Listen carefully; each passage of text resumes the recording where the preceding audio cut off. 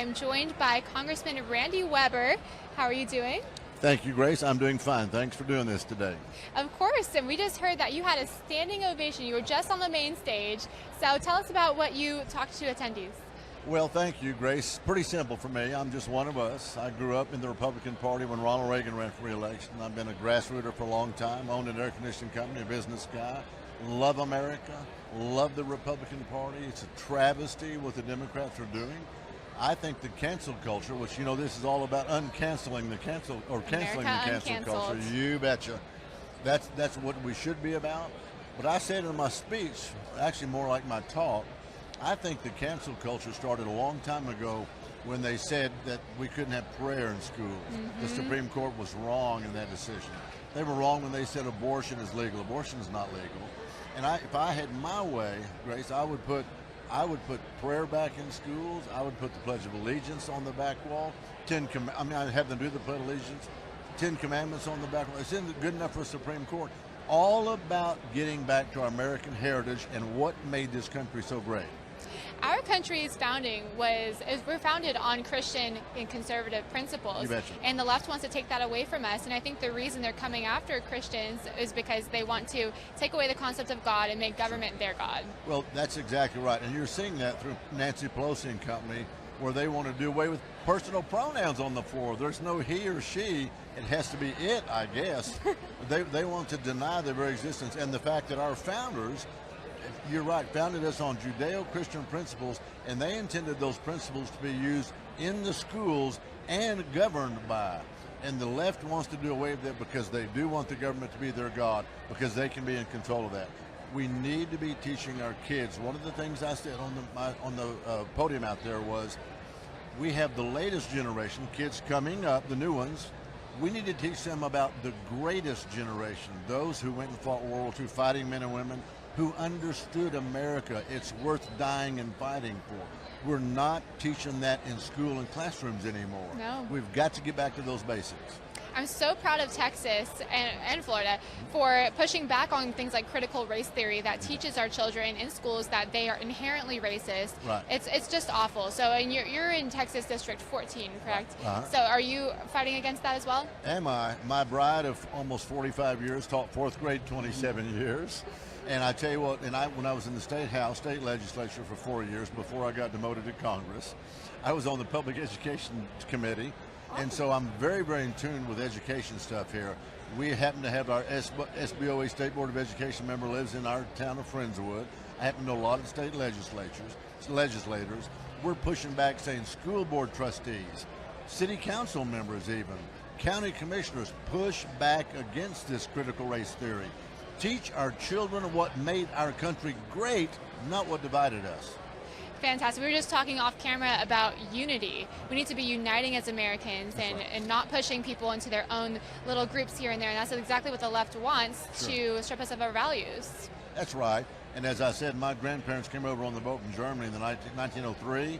And people say, Randy, you want a secure border because you don't like immigration. You don't believe in immigration. I said, that's not true. My grandparents came over here. I don't call, and did it the right way.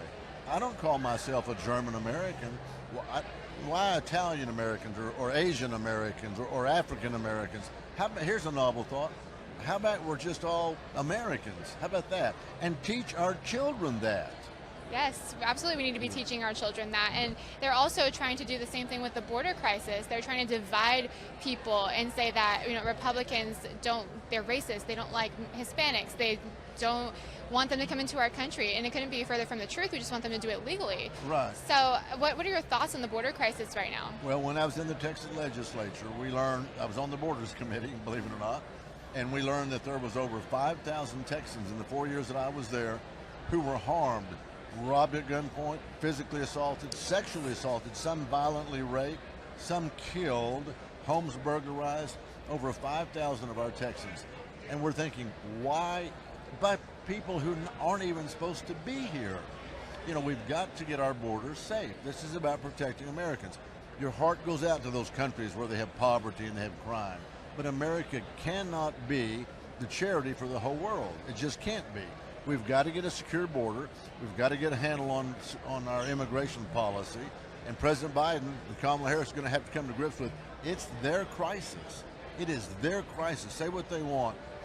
Texans know it, Americans know it, and I'm praying and hoping they'll rise up and throw them out of office.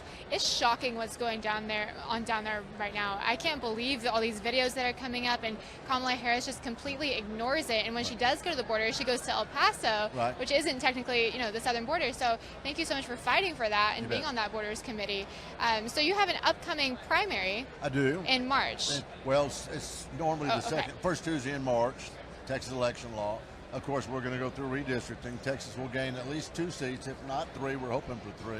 So the legislature, of which I was a part of in 2011 when we redistricted, I actually participated in redistricting back then.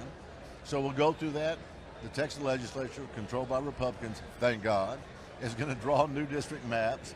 And of course, the Democrats are going to file suit. It's going to go to the court. When it happened 10 years ago, there was a 3-judge panel in San Antonio who decided and drew those maps then.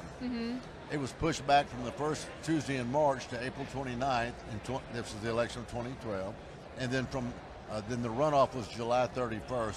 Fortunately, the November 6th election date held for 2 reasons, because we wanted that certainty. More importantly, because my beautiful bride and I, we celebrated our 36th wedding anniversary on November the 6th, 2012.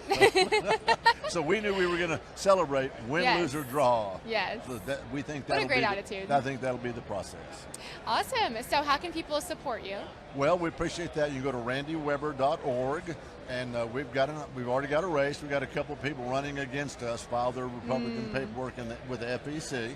So they're spending money. We're going to have to build up some money. We're going to have a big, hard race.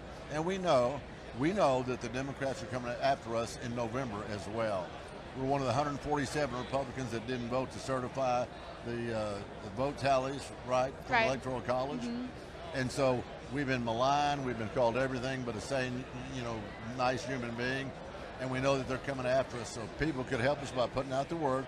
You got a Christian conservative Republican, note that order, Christian conservative Republican, that's here to defend values, defend family values, defend the faith, and fight for less government, smaller taxes, and more individual freedom.